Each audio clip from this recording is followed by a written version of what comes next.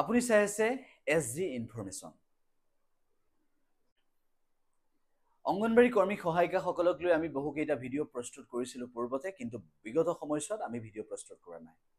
আজি আমি যিটো ভিডিঅ' প্ৰস্তুত কৰিবলৈ লৈছোঁ, সেই ভিডিঅ'টো প্ৰস্তুত কৰিছোঁ আমি কোনখিনি সময়ত এবাৰ মনত পেলাব, যিটো সময়ত দেশত চৰকাৰ আহিল, সেই চৰকাৰ আকৌ নৰেন্দ্ৰ মোদী নেতৃত্বাধীন চৰকাৰ হ'ল। শপত ল'লে নৰেন্দ্ৰ মোদীয়ে প্ৰধানমন্ত্ৰী হিচাপে। কিন্তু এটা কথা সকলোৱে মন কৰিলে অসমৰ প্ৰেক্ষাপটত কি হ'ল? আপুনি মই যদি বিশ্লেষণ কৰিবলৈ যাওঁ, আপুনি মই যদি অসমৰ প্ৰেক্ষাপটৰ ফলাফলটো চাবলৈ যাওঁ, তেনেহ'লে এইবাৰ ফলাফল কিন্তু বিজেপিৰ বিপক্ষে কিছু পৰিমাণে পৰা পৰিলক্ষিত হ'ল। অংগনবাড়ী কৰ্মী সহায়িকাসকলৰ কেতবোৰ দাবী আছিল। সেই দাবীখিনি পূৰণ কৰিবলৈ কিমান দূৰ চৰকাৰখনে চেষ্টা কৰিলে নকৰিলে, সেই কথাবোৰ আমি আজিৰ দিনটোত আলোচনা নকৰোঁ, কিন্তু আজিৰ দিনটোত আমি এটা কথা মনত পেলাই দিব বিচাৰিছোঁ। 2019 চনত যেতিয়া নৰেন্দ্ৰ মোদী নেতৃত্বাধীন চৰকাৰ হৈছিল, সেই সময়ত তেওঁলোকে কেনেদৰে ফলাফল লাভ কৰিবলৈ সক্ষম হৈছিল, আৰু 2024 চনত যেতিয়া নৰেন্দ্ৰ মোদী নেতৃত্বাধীন চৰকাৰ NDA নেতৃত্বাধীন চৰকাৰ হ'ল, সেই সময়ত কিন্তু সংগী দলৰ সহায়তহে, সেই সহযোগী দলৰ সহায়তহে কেনেদৰে চৰকাৰ গঠন কৰিবলৈ সক্ষম হৈছে সেয়াও সকলোৱে দেখিলে। এটা পাৰ্থক্য আহি গ'ল। এই পাৰ্থক্য কিয় আহিল, সেই কথাটো সকলোৱে এই মুহূৰ্তত বিশ্লেষণ কৰাটো প্ৰয়োজন আহি পৰিছে।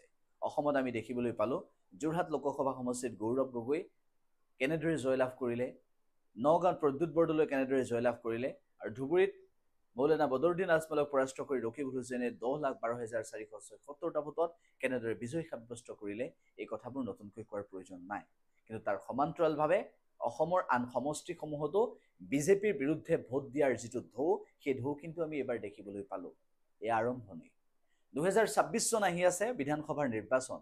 এটা কথা মনত ৰাখিব, যোৰহাট লোকসভা সমষ্টিৰ অন্তৰ্গত 10টা সমষ্টিৰ 9টা সমষ্টিতেই কংগ্ৰেছ তথা বিৰোধীয়ে কিন্তু সংখ্যাগৰিষ্ঠ হ'বলৈ সক্ষম হৈছিল।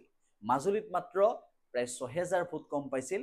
গতিকে তাৰ পিছত এবাৰ চিন্তা কৰক যে ওলট পালট হৈ যাব পাৰে সকলো।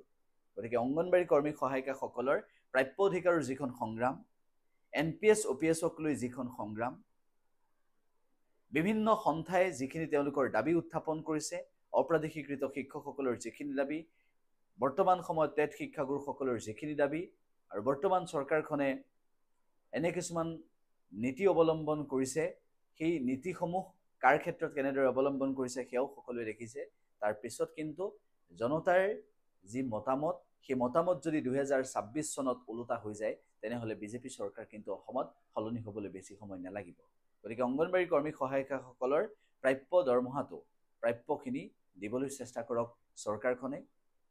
চৰকাৰ গঠন কৰিছে, শুভেচ্ছা জ্ঞাপন কৰিছোঁ, কিন্তু দুৰ্ভাগ্যজনক বিষয় হৈছে যে পূৰ্বৰ তুলনাত কিন্তু জনপ্ৰিয়তা ইমানেই হ্ৰাস পাইছে, ভাবিব নোৱাৰাকৈ ইমানেই হ্ৰাস পাইছে, যিটো কোনো কাৰণতে কোনেও কল্পনা কৰা নাছিল। বিজেপিৰ নেতাসকলে কিন্তু কল্পনা কৰা নাছিল। এবাৰ চিন্তা কৰক, সময় আহি আছে, অংগনবাড়ী কৰ্মী সহায়িকাসকলৰ দৰমহাক লৈ এবাৰ চিন্তা কৰাটো প্ৰয়োজন হৈ পৰিছে। আশা কৰিছোঁ সকলোৱে আমাৰ চেনেলটো ছাবস্ক্ৰাইব কৰিব, শ্বেয়াৰ কৰি দিব এই ভিডিঅ'।